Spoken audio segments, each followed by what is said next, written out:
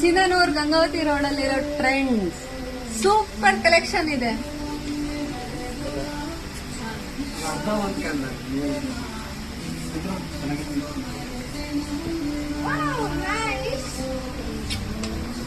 Super super ಆಗಿದೆ. ಆ ಕಡೆ ನೋಡೋಣ.